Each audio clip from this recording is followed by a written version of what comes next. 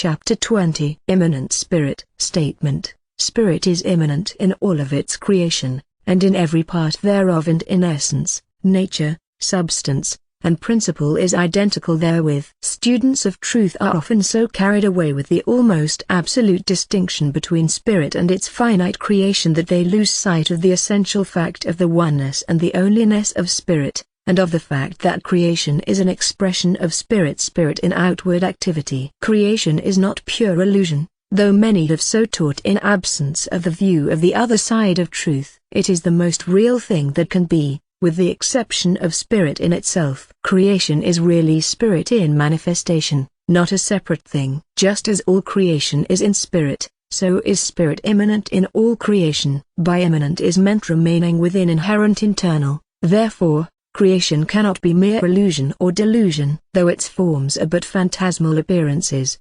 fading away even as they appear. Its essence, nature, substance, and very being is spirit itself. The primary laws of thought hold that the essence, nature, substance, and very being of a thing remain the same, notwithstanding the difference of the forms, shapes, states, or conditions under which the thing occurs, presents itself, or appears. Also, that what is always itself and never not itself. We have seen, also, that all that is in every being is in spirit in creation. From the above we see that all that is real in creation must be in spirit. There is nowhere else it could be. As it is in spirit, it follows that spirit must be in it, for spirit is everywhere and in everything that is, by reason of the primary facts of its nature. More than this, the real essence, nature, substance, and very being of creation, and all the parts thereof, must be actually and in fact naught but spirit itself. There is nothing else but spirit to be the real essence, nature, substance, and very being of creation and all the parts thereof, and nothing else for spirit to be, so long as there is creation in existence. Spirit is always spirit. Moreover, as spirit is always spirit and can never be anything else but spirit, as spirit is always spirit in essence, nature, substance, and very being, notwithstanding the infinite variety of difference in the forms, shapes, states, or conditions under which it occurs, presents itself, or appears in its creation and all the parts thereof, then it follows that spirit is the inner thing of the cosmos, and that that which we call the cosmos is merely the outer thing of spirit. In this sense we see that not only is spirit immanent in the cosmos, but also that spirit and the cosmos, and all the parts thereof, are identical in essence, nature, substance, and very being. The totality of spirit. We have seen that spirit is immutable and indivisible, changeless and inseparable. Therefore, spirit cannot change itself into the universe, neither can it divide itself into the universe. This being so, it follows that the universe, and every part thereof, has as its essence, nature, substance, and principle, not only spirit, but actually, verily, truthfully, and in fact the totality of spirit, all spirit. This is a stupendous idea, a magnificent conception, a startling and almost terrifying conclusion. But it is the inevitable report of trained and developed reason directed to the subject. It is the ultimate report of reason regarding the nature of the cosmos, which is the creation of spirit. The reason cannot escape from it. Being true to itself, it must so report. The totality of spirit is immanent in and identical with everything, fact, detail, event, or activity of creation. It is most difficult for the average mind to assimilate this terrific report of reason. Such a mind must approach the fact very carefully, cautiously, and gradually. The reason may positively report a great truth, but it is often a long and tedious process to assimilate the truth thus reported by the reason. The mind must not attempt to bolt such a large portion of truth as this, but must mentally masticate it, slowly swallow it, and then digest it gradually. It is necessary to flexeterize the truth to allow it to swallow itself as it dissolves in the saliva of a perception, and, finally, to allow it time, quiet, and ease in its digestion. Otherwise the outraged mind may indignantly regurgitate it, or else, retaining it, may give its owner a severe attack of mental and spiritual dyspepsia. The truth may be masticated by illustrations from previous experience. A perception consists in assimilation of new perceptions with old ones. If the mind is given an illustration of some familiar experience, it will associate the new fact with it, and all will then be well. Therefore,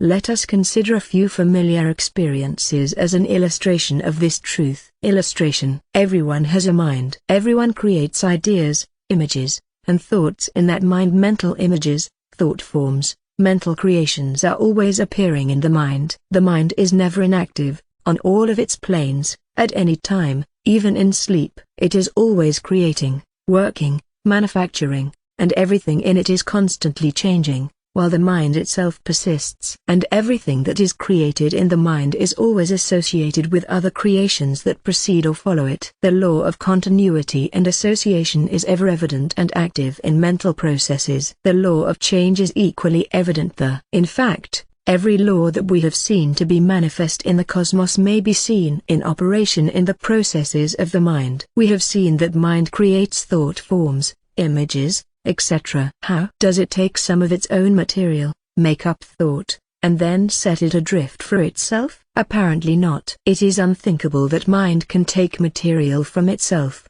use it up, and set it adrift in this way. How, then, can it create thought? Simply in the way of mental appearance or presentation to itself. In some way different from anything else we see in nature it is able to form in itself, not out of itself, thought forms, mental images, etc., hold them up to its own inspection and consideration, and then dismiss them. And all the time mind itself remains unchanged in essence, nature, substance, and principle. So far the illustration seems to go on all fours, as the lawyers say, with spirit in creation, does it not? Let us pursue it further and see whether or not it will continue to work out. Immanence in thought. A leading authority says, we are never conscious of any experience separated or detached from the mind. A broken bar. You yourself enter as a constituent into every mental fact of which you are conscious. In other words, in being conscious of mental facts we are conscious of ourselves. A broken bar. As you never know the act or state of experience apart from yourself, so you never know yourself apart from the act or state of experience. A broken bar. The self of consciousness exists, not apart from, but as an element of the various experiences of which we are conscious. Is not this a good illustration of the immanence of the thinker in his thought creations? Raise this idea to the universal. And have we not a fair working illustration of the presence of creation in spirit and the immanence of spirit in creation? Characters. But, you may object, this illustration may do very well so far as inanimate objects go, but how about living beings? Persons with distinct characters? The mind does not think characters into being, doesn't it? Consider a moment. Do not novelists, poets, and dramatists create characters in their mind? Do they not live themselves out in their characters? So real are these created characters that we feel as if they were real characters we have known. We weep over them and rejoice with them. But the characters would be nothing whatever unless the mind and life of their creators were in them. Othello would be nothing were it not for Shakespeare. Uriah Heep would be nothing were it not for Dickens. These creators enter into their characters and impart life to them. They live through them,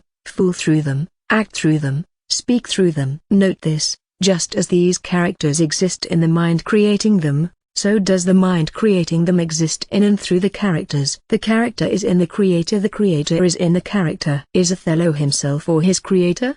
The Moor or Shakespeare? Is Uriah Heep merely the character who is so humble, so very humble? Or is he Dickens looking through Uriah's eyes and speaking through his lips? Where does the creator leave off and character begin? The artist in his creations. Moreover, the writer, poet, or dramatist frequently arrives at a knowledge of himself by the very creation of his characters. He knows himself by reason of them just as others know him by reason of them.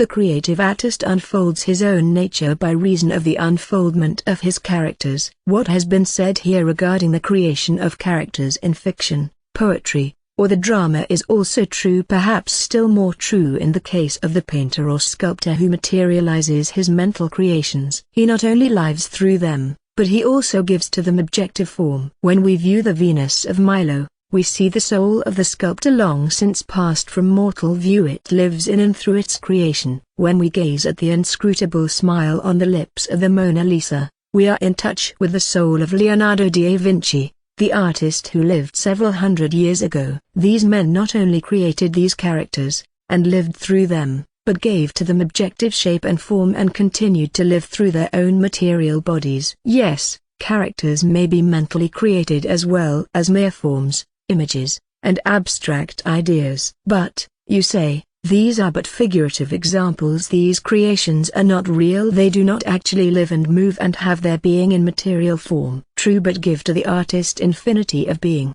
absolute power, and infinite substance of mind. What would result? And remember that even finite man may work out his mental creations in matter by the use of his hands. Cannot infinite spirit so work it out without the necessity of hands? Particularly if we stop to consider that the substance of universal mind is the ultimate substance, the substance of substance. Could not such a mind crystallize or congeal its thoughts into objective form if it so desired? Identity and totality. There is, however, one more point not as yet brought out in the illustration: the fact that the totality of spirit is in the smallest detail of the manifestation. Going back to the illustration for a moment more, we may see that mind cannot be divided, it is a whole. Therefore the whole mind is back of and immanent in the smallest thought. Not all of its power, perhaps, but all of its being. It was not a part of Shakespeare's mind that created Othello and was immanent in it, not a part of the mind of Dickens that created and lived through Uriah Heep, not a part of the mind of the unknown artist that created and lived in and through the Venus de Milo, not a part of the mind of Leonardo da Vinci that created and smiles through the countenance of the Mona Lisa. Mind,